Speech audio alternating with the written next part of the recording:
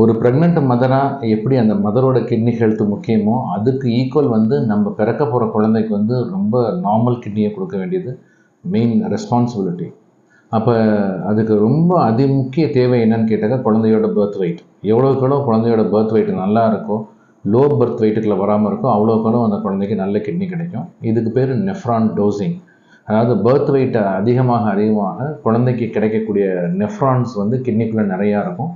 ஒரு முக்கியமான பாயிண்ட் இதில் என்னன்னு கேட்டாக்கா, பிறந்ததுக்கு அப்புறமேலு ஒரு புது நெஃப்ரான் கூட உருவாகாது. பிறக்கையில் என்ன நெஃப்ரான்ஸ் இருந்ததோ அதே நெஃப்ரான் டோசிங் தான் குழந்தைக்கு லைஃப் ஃபுல்லாக இருக்கும். ஸோ இதுலேருந்தே நமக்கு தெரியுது எவ்வளோக்கு எவ்வளவு வந்து அந்த குழந்தைக்கு பர்த் வெயிட் முக்கியம்னு.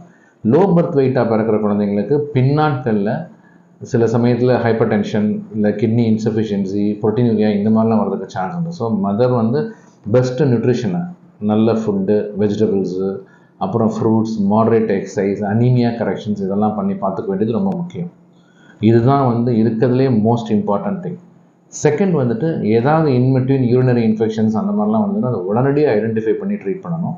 அப்படி இல்லாமல் சிம்டம்ஸ் இல்லாட்டியும் பீரியாடிக்கலாக யூரினை செக் பண்ணி கல்ச்சரில் எதுவும் வருதான்னு பார்த்து யூரினரி இன்ஃபெக்ஷனை அப்ரோப்ரியேட் ஆன்டிபயோட்டிக்ஸை மெடிக்கல் ப்ராக்டிஷனர் அட்வைஸோட கரெக்ட் பண்ணுறது ரொம்ப முக்கியம். ஏன்னா யூரினரி ட்ராக்ட் இன்ஃபெக்ஷனுமே வந்து மதருக்கு இருந்தால் கூட அது ஃபீட்டஸோட கிட்னியை பாதிக்கிறதுக்கு சில சமயத்தில் வாய்ப்பு உண்டு.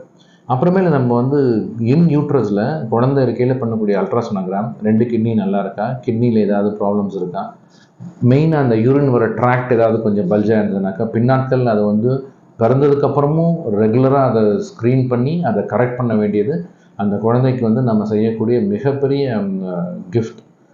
நல்ல கிட்னிஸ் ஃப்யூச்சரில் அந்த குழந்தை இருக்கணும்னாக்க அதுக்கான முயற்சிகள் குழந்தை யூட்ரஸில் இருக்கையிலே ஆரம்பிக்கணும். தேங்க்யூ.